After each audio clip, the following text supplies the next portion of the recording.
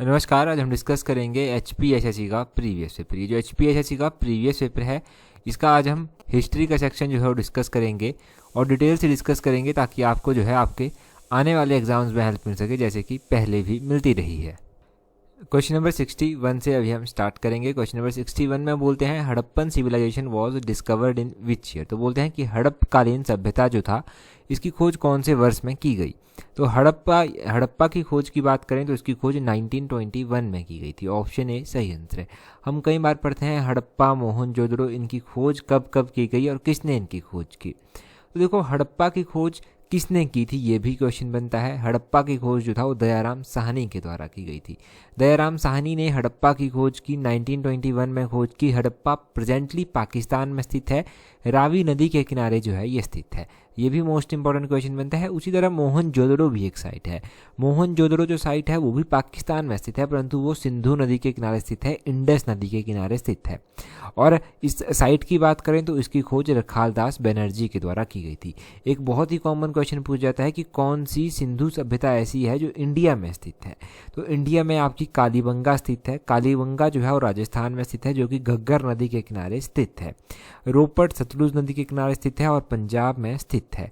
रंगपुर एक हड़प्पन साइट है, ये गुजरात में स्थित है और मादर नदी के किनारे जो है वो स्थित है। लोथल बहुत ही कॉमन हड़प्पन साइट है जो कि गुजरात में स्थित है और भोगवा नदी के किनारे स्थित है। उसी तरह धौलावीरा जो है ये भी गुजरात में स्थित है। एक मोस्ट इंपॉर्टेंट जो पूछी गई वो राखी गढ़ी पूछी गई। राखी गढ़ी साइट जो है वो कहाँ पर स्थित है, वो हरियाणा में स्थित है और ये घग्गर नदी के किनारे स्थित है।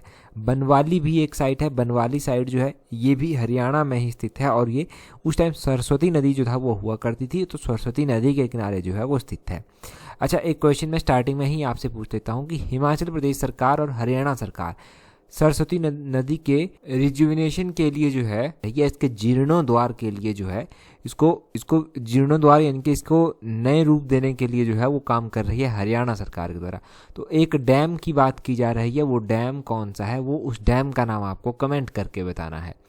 क्वेश्चन नंबर 62 देखिए, यहाँ पर बोलते हैं which language was mostly used for propagation of Buddhism. तो बोलते हैं बौद्ध धर्म के फैलाव के लिए ज़्यादातर जो प्रयुक्त भाषा थी वो कौन सी थी। बौद्ध धर्म के फैलाव के लिए जो ज़्यादातर प्रयुक्त भाषा थी वो कौन सी थी, वो थी प्राकृत भाषा। ऑप्शन बी जो है वो सही आंसर है। प्राकृत भाषा जो है वो सबसे ज़्यादा यूज़ की जाती थी बौद्ध धर्म को प्रोपेगेट करने के लिए। ये क्वेश्चन भी अलग अलग एग्जाम में पूछा गया और हाईकोर्ट क्लर्क के लिए ये क्वेश्चन इंपॉर्टेंट है। इस तरह का क्वेश्चन वहाँ पर पूछे जाने की संभावना है। अगर हम देखो बौद्ध धर्म की बात करें तो बौद्ध धर्म का संस्थापक महात्मा बुद्ध को कहा जाता है। और बुद्ध का अर्थ क्या होता है, बुद्ध का अर्थ होता है एनलाइटेंड, यानी कि प्रकाशमान। आप कह लीजिए प्रकाशमान जो है वो बुद्ध धर्म का मतलब होता है। अगर बौद्ध धर्म के बारे में आप और भी कुछ जानेंगे तो बौद्ध धर्म के बारे में जो क्वेश्चन हमने लास्ट टाइम भी डिस्कस किया था वो था उसका धर्म चक्र परिवर्तन। धर्म चक्र परिवर्तन किसको कहा गया, जो 5 ब्राह्मण सन्यासियों को पहला उपदेश दिया, तो उसे बौद्ध ग्रंथों में जो था धर्म चक्र परिवर्तन कह लिया गया।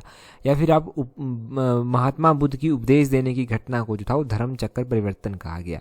बौद्ध धर्म से रिलेटेड क्वेश्चन पूछा जाता है कि इसकी कितनी संगीतियाँ हुई। तो इसकी 4 संगीतियाँ हुई। पहली संगीति सप्तपर्णी गुफा में हुई, दूसरी संगीति वैशाली में हुई, तीसरी पाटलिपुत्र में हुई, चौथी कुंडलवन में हुई। तो ये सारे आपने ध्यान रखने हैं। अगला क्वेश्चन देखते हैं, क्वेश्चन नंबर 63। क्वेश्चन नंबर 63 में बोलते हैं who among the following propounded the theory of zero. तो थ्योरी ऑफ जीरो जो था वो किसने दी थी, किसने इसका प्रतिपादन किया था, शून्य के सिद्धांत का। शून्य के सिद्धांत का प्रतिपादन जो था वो किसके द्वारा किया गया था, वो आर्यभट्ट के द्वारा किया गया था। ऑप्शन सी आर्यभट्ट जो है वो सही आंसर है। अब आर्यभट्ट ने जो था वो शून्य के सिद्धांत का जो था वो क्या किया था, प्रतिपादन किया था। यहाँ से आप क्या ध्यान रखेंगे, आर्यभट्ट के बारे में कहा जाता है कि इसने प्रमाणित किया था पृथ्वी गोल है, अपनी धुरी पर घूमती रहती है, जिस कारण ग्रहण भी लगता है। ये सब आर्यभट्ट के द्वारा कहा गया। शून्य की खोज का श्रेय भी इसको जाता है, आर्यभट्ट को ही। और ब्रह्मगुप्त एक साइंटिस्ट हुए, आप कह लीजिए एक विद्वान हुए, इन्होंने जो था वो ब्रह्म सिद्धांत दिया जिसमें गुरुत्वाकर्षण का सिद्धांत जो था वो दिया गया था। और नागार्जुन ने जो था वो रसायन विज्ञान के ज्ञाता के रूप में ये प्रसिद्ध हुए। ये आप जानिए इनके बारे में। और गुप्त काल के दौरान जो था वो आर्यभट्ट जो था वो एक महान वैज्ञानिक आप कह लीजिए, गणितज्ञ आप कह लीजिए, खगोल शास्त्री आप कह लीजिए, ये बनकर जो था वो सामने आए थे। तो आर्यभट्ट के बारे में अलग अलग ये बातें हैं। अगला क्वेश्चन देखिए 64 नंबर क्वेश्चन, बोलते हैं famous battle of Talikota was fought in. तो बोलते हैं प्रसिद्ध बैटल ऑफ तालिकोट जो था वो ये युद्ध कब लड़ा गया था। तो इन बैटल्स के बारे में मैं आपको बहुत बार रिवाइज करवाता रहता हूँ। बैटल ऑफ तालिकोट ये जो था वो कब फाउट हुई थी, तो ये 1565 में हुई बैटल ऑफ तालिकोट। अब देखो बैटल ऑफ तालिकोट 1565 में हुई। इस युद्ध में जो था वो विजयनगर के विरुद्ध जो था एक महासंघ बना था। अब बैटल ऑफ तालिकोट तो 1565 में हुई, विजयनगर से इसका संबंध है। और भी इम्पोर्टेंट बैटल्स हुई जो कि इतिहास में, आपके इंडियन हिस्ट्री में, आपके जीके में बहुत इंपॉर्टेंट रोल जो है वो रखती हैं। तो इसमें एक तो आप 1565 से पहले अगर आप कहीं डिस्कस करना चाहते हैं तो आप डिस्कस कर लीजिए 1556 की बैटल, जो कि पानीपत की लड़ाई थी, दूसरी पानीपत की लड़ाई थी। और उससे भी पहले अगर आप कहीं पर जाना चाहते हैं तो आपको जाना पड़ेगा प्रथम पानीपत की लड़ाई पर, जो 1526 में हुई थी। एक लड़ाई हुई थी खानवा की लड़ाई। खानवा की लड़ाई 1527 में हुई थी। ये बाबर और राणा सांघा के बीच में हुई थी। और 1576 में एक इम्पॉर्टेंट बैटल हुई जिसको बैटल ऑफ हल्दी घाटी जो था वो कहा गया था। और इसके अलावा 1757 में प्लासी का युद्ध हुआ। 1757 के बाद 1760 में वांडीवास का युद्ध हुआ। और 1760 में जो था वो 1760 में आपको पता चल गया वांडीवास का युद्ध हुआ। और उसके बाद पानीपत की तीसरी लड़ाई भी हुई। पानीपत की तीसरी लड़ाई जो था वो 1761 में हुई, थर्ड बैटल ऑफ पानीपत। ये तो सारी लड़ाइयाँ हमने पहले भी डिस्कस की हुई हैं, बस अभी रिवाइज करनी थी, वो आपने कर ली। परंतु मैं आपको कुछ और नई चीज़ें आज बताता हूँ। एक हुई थी battle of Anglo Mysore war जिसको कहा गया था, ठीक है, एंग्लो मैसूर वॉर। तो ये युद्ध जो था वो कब कब हुआ और कितनी बार हुआ, तो ये 4 बैटल्स हुई थी एंग्लो मैसूर वार की। जो पहली बैटल हुई थी वो हुई थी 1767 से 1769 के बीच में। दूसरी जो एंग्लो मैसूर वॉर हुआ था वो 1780 से 1784 के बीच में हुआ था। तीसरा जो एंग्लो मैसूर वॉर हुआ था वो 1790 से 1792 के बीच में हुआ। और चौथे नंबर का जो एंग्लो मैसूर वॉर हुआ वो 1799 में हुआ। तो ये नई चीज़ आपने आज नोट की, इसको नोट कर लेना, ये इंपॉर्टेंट है। आगे भी हम इसको रिवाइज करेंगे तो फिर आपके लिए कॉमन हो जाएगी। 65 में बोलते हैं Aurangzeb was the son of. तो औरंगजेब बोलते हैं किसका पुत्र था।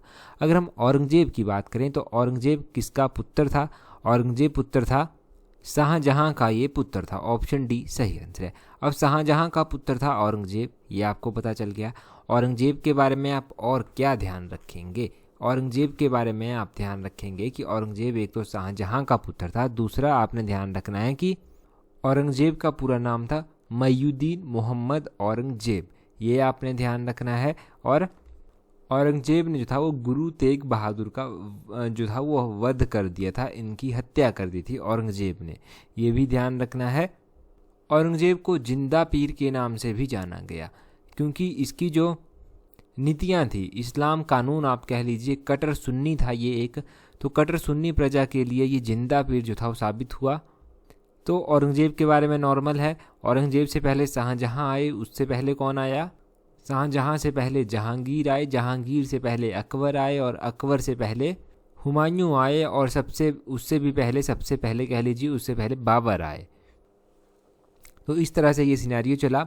सबसे पहले बाबर, बाबर के बाद हुमायूं, हुमायूं के बाद अकबर, अकबर के बाद जहांगीर, जहांगीर के बाद शाहजहां, शाहजहां के बाद औरंगजेब, और सो ऑन, आगे चलता रहा प्रोसेस। अगला क्वेश्चन देखिए, अगले क्वेश्चन में बोलते हैं who is called the prophet of new India. तो बोलते हैं नए भारत का पैगंबर किसे कहा गया। नए भारत का पैगंबर की संज्ञा जो था वो किसको दी गई, ये दी गई आपके क्वेश्चन नंबर 66 का सही आंसर है श्री राम कृष्णा, ऑप्शन बी सही आंसर हो गया। अब श्री राम कृष्णा को प्रोफेट यानी कि पैगंबर कहा गया नए भारत का। ये संज्ञा, ये नाम इनको किसके द्वारा दिया गया, तो स्वामी विवेकानंद ने जो था वो श्री रामकृष्णन को प्रोफेट ऑफ न्यू इंडिया कहा था। रामकृष्ण जो था वो कहाँ पर पैदा हुए थे, तो ये पैदा हुए थे गदाधर चट्टोपाध्याय में, बंगाल प्रेसिडेंसी में शायद ये कहीं पड़ा, तो ये भी ध्यान रखना है आपने। और ध्यान रखना है रामकृष्णा मिशन के बारे में। रामकृष्ण मिशन जो था वो किसके द्वारा एस्टेब्लाइज किया गया था? तो ये एस्टेब्लाइज किया गया था स्वामी विवेकानंद जी के द्वारा। और कौन से ईयर में एस्टेब्लाइज किया गया था? 1897 में जो था वो रामकृष्ण मिशन एस्टेब्लाइज किया गया था। तो ये सारे क्वेश्चंस यहाँ से बने रामकृष्ण मिशन से रिलेटेड, स्वामी विवेकानंद भी साथ में जुड़े, इनको ध्यान रखिए। नेक्स्ट क्वेश्चन देखिए, बोलते हैं सरदार वल्लभ भाई Patel was the leader of. तो बोलते हैं कि सरदार वल्लभ भाई पटेल ने किसकी अगुवाई की थी? तो इन मूवमेंट के बारे में अगर आप पढ़ेंगे तो सरदार वल्लभ भाई पटेल ने इनमें से एक मूवमेंट की अगुवाई की थी। वो मूवमेंट थी बरदोली सत्याग्रह। ऑप्शन सी जो है वो सही आंसर है। बरदोली सत्याग्रह लीड किया गया सरदार वल्लभ भाई पटेल जी के द्वारा। क्यों ये बरदोली सत्याग्रह हुआ था और बरदोली कहाँ पर पड़ता है? बरदोली गुजरात में पड़ता है और गुजरात के बरदोली में ही ये आंदोलन हुआ और उसका नाम बरदोली सत्याग्रह पड़ गया। ये क्यों हुआ था? क्योंकि ये जो सरकार के द्वारा अनजस्ट टैक्सेस लगाए जा रहे थे, बिना मतलब के टैक्सेस लगाए जा रहे थे, उनमें हाइक किया जा रहा था, बहुत ज़्यादा बढ़ा दिया जा रहा था, उसके कारण ये हुआ। ठीक है, बरदोली सत्याग्रह। और इसी आंदोलन के दौरान जो था वो सरदार पटेल को जो था वो सरदार की उपाधि भी दी गई थी। पहले इनका नाम वल्लभ भाई पटेल था, फिर इन्होंने विद्रोह किया तो इनको ये उपाधि दी गई सरदार की। फिर हम इनको सरदार वल्लभ भाई पटेल के नाम से अब जानते हैं। ये तो बहुत ही कॉमन सी बात है, ये तो आपको पता ही है। और आपने ध्यान रखना है कि इंडियन नेशनल कांग्रेस का एक सेशन सरदार वल्लभ भाई पटेल जी के द्वारा प्रिजाइड किया गया था। वो था 1931 का सेशन। 1931 का सेशन कराची में हुआ था और इसको प्रिजाइड किया था सरदार वल्लभ भाई पटेल जी के द्वारा। इनके तो और भी बहुत सारे मूवमेंट हैं, परंतु कुछ इंपॉर्टेंट हमने जान लिया। यहाँ पर भूदान मूवमेंट दिया गया है। तो भूदान मूवमेंट जो था वो विनोबा भावे के द्वारा स्टार्ट किया गया था। रॉलेट एक्ट दिया गया है। रॉलेट एक्ट कौन से ईयर में हुआ था, ये क्वेश्चन पूछा जाता है। तो ये 1919 में हुआ था। और ये जो स्वदेशी मूवमेंट है, स्वदेशी मूवमेंट जो था वो 1905 के आसपास स्टार्ट हुआ, ये ध्यान रखिए। तो ये मूवमेंट पता चल के जो ऑप्शन में है बरदोली सत्याग्रह तो पता ही है। नेक्स्ट क्वेश्चन में बोलते हैं वेयर डिड बाबर डाई। तो बोलते हैं कि बाबर की मृत्यु कहाँ पर हुई थी? बाबर की मृत्यु आगरा में हुई थी। ऑप्शन ए जो है वो सही आंसर है। अब बाबर की मृत्यु आगरा में हुई थी। हमने अभी ही जाना था कि सबसे पहले बाबर आया था। तो बाबर जो आया था, आपने ध्यान रखना है कि बाबर जब आया था तो उसने पानीपत की पहली लड़ाई लड़ी थी। और पानीपत की पहली लड़ाई में इसने जो था वो इब्राहिम लोधी को हराया था और इब्राहिम लोधी को हराकर इसने मुगल साम्राज्य की स्थापना कर दी। अब बाबर की मृत्यु की बात करें तो आगरा में इसकी मृत्यु हुई थी। 1530 के आसपास इसकी मृत्यु जो था वो हुई थी। बाबर ने अपनी आत्मकथा तुजुके बाबरी जो था वो लिखी थी। तुजुके बाबरी किसके द्वारा लिखी गई, ये भी क्वेश्चन जो है वो एग्ज़ाम में पूछा जाता है। और कौन सी भाषा में थी? तो तुर्की भाषा में जो था ये लिखी गई थी। तुर्की भाषा में इसने लिखी थी।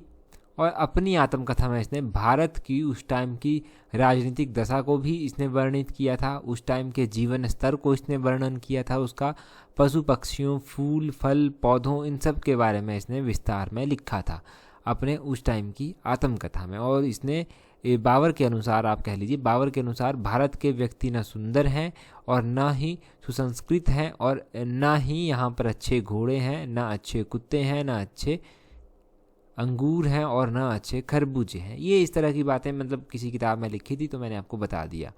और बाबर ने जो था वो भारत के कारीगरों की प्रशंसा भी की थी, जिन्होंने आगरा बनाया, धौलपुर बनाया, ग्वालियर बनाया, इन लोगों की उसने प्रशंसा भी की। और तुजुके बाबरी में उसने लोगों के बारे में विस्तार में भी लिखा, पशु पक्षियों के बारे में लिखा, ये तो आपको पता चल गया। अगला क्वेश्चन है Nishant garden was built by. Final answer की के अकॉर्डिंग अगर हम बात करें तो इस क्वेश्चन को स्क्रैप कर दिया गया है, तो हम भी ज़्यादा डिस्कस नहीं करते, इस क्वेश्चन को यहीं पर छोड़ देते हैं। अगला क्वेश्चन है 132 क्वेश्चन। बोलते हैं who was named as the liberator of press. तो बोलते हैं कि प्रेस का लिबरेटर किसको कहा जाता है, परिमोचक किसको कहा जाता है। तो लिबरेटर ऑफ प्रेस जो है वो मेटकॉफ को कहा जाता है। ऑप्शन सी सही आंसर है। मेटकॉफ को जो है वो लिबरेटर ऑफ प्रेस कहा जाता है। अच्छा, इसको क्यों जो है वो लिबरेटर ऑफ प्रेस कहा जाता है? इसको लिबरेटर ऑफ प्रेस इसलिए कहा जाता है क्योंकि इसने समाचार पत्रों पर से जो था वो प्रतिबंध हटाने के कारण हटाया, समाचार पत्रों से इसने प्रतिबंध हटा दिया था, जो भी प्रतिबंध था, और उस प्रतिबंध को हटाने के कारण ही जो है इसको समाचार पत्रों का मुक्तिदाता या फिर लिबरेटर आप कह लीजिए, ये भी जो है वो कहा जाता है। ये भारत का गवर्नर जनरल भी रह चुका है मेटकॉफ, और मेटकॉफ लगभग 1 साल तक जो था वो भारत का गवर्नर जनरल जो था वो रहा था। मेटकॉफ के बारे में ये याद रखिए। और अगर हम यहाँ से विलियम बेंटिक के बारे में कोई एक इम्पॉर्टेंट पॉइंट जाने तो इन्होंने सती प्रथा को सती प्रथा का जो कानून था उसको अवैध घोषित करने में अहम भूमिका निभाई थी। इन्होंने घोषित करवाया था इसको 1829 में करवाया था विलियम बेंटिक ने, ये ध्यान रखना है। और अगर हम वॉरेन हेस्टिंग की बात करें, वॉरेन हेस्टिंग ने क्या किया था? वॉरेन हेस्टिंग को न्यायिक सेवा का जन्मदाता कहा जाता है। वॉरेन हेस्टिंग के कार्यकाल के दौरान ही जो था, जो पिट्स इंडिया पैक्ट आप पढ़ते हैं 1784 का, वो पारित हुआ था। तो वॉरेन हेस्टिंग के बारे में, विलियम बेंटिक के बारे में, मेटकॉफ के बारे में, ये सब पॉइंट आपने याद रखने हैं, इंपॉर्टेंट हैं सारे के सारे।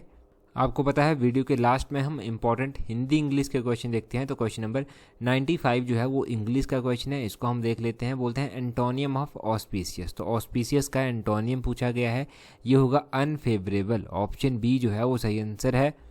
ऑस्पिशियस को आप अच्छा कह सकते हैं, शुभ कह सकते हैं, इस तरह से आप इसको रिप्रेजेंट कर सकते हैं। अगला है वन वर्ड सब्स्टिट्यूशन। तो 96 में वन वर्ड सब्स्टिट्यूशन जो आपके पास दिया गया है वो है one who talks very little. जो बहुत कम बात करता है उसके लिए वन वर्ड जो होगा वो होगा रिजर्व्ड। ऑप्शन ए रिजर्व्ड जो है वो सही आंसर है। कहते हैं ना कि वो बड़ा रिजर्व्ड है, तो मतलब वो बहुत कम बात करता है, इसलिए उसको रिजर्व कहा गया। अगला है फिल इन द ब्लैंक्स। बोलते हैं you should adhere dash your principles. तो बोलते हैं 97 में होगा you should adhere to your principle. Option D सही आंसर है, टू योर प्रिंसिपल। अगला है नायक का संधि विच्छेद। नायक तो बहुत बार एग्जाम में पूछा गया है, लगभग 10 पेपरों में से एक पेपरों में नायक या गायक देखने को मिल जाएगा। तो नायक का जो संधि विच्छेद होगा वो क्या होगा? वो होगा न प्लस अक। ऑप्शन डी जो है वो सही आंसर है, ये इसका सही होगा। अगला है शुद्ध शब्द बताना है, विशेष किस तरह से लिखा जाता है। तो 99 का जो विशेष जो है वो ऑप्शन सी कुछ इस तरह से लिखा जाता है। और उसी तरह असुर का पर्यायवाची आपको बताना है। असुर का पर्यायवाची होता है रजनीचर। रजनीचर जो है वो असुर का पर्यायवाची होता है। असुर के और क्या क्या पर्यायवाची होते हैं? तो असुर के पर्यायवाची बात करेंगे आप, तो असुर के पर्यायवाची होते हैं दानव, दैत्य, दनल, दनुज भी कहते हैं, तमिरचर भी कहते हैं, और निशाचर भी कहते हैं, राक्षस भी कहते हैं। तो ये सारे दानव के जो हैं वो क्या हैं? पर्यायवाची हैं, इनको ध्यान रखिए। और टेलीग्राम पर ज्वाइन करने के लिए अपना टेलीग्राम ओपन करना और वहाँ से इस तरह से सर्च करना @allexam31। जो भी आपके एग्ज़ाम पॉइंट ऑफ व्यू से इंपॉर्टेंट होता है वो आपको टेलीग्राम पर प्रोवाइड करवा दिया जाता है, चाहे वो कोई भी एग्ज़ाम हो, HPSSC, HP public service commission या कोई अदर एग्ज़ाम हो जो आपके लिए इंपॉर्टेंट है। तो टेलीग्राम पर ज़रूर ज्वाइन कर लें अगर अभी तक नहीं किया है। इस वीडियो में इतना ही काफ़ी है। So that's all for today. Thank you very much for watching and listening it very patiently.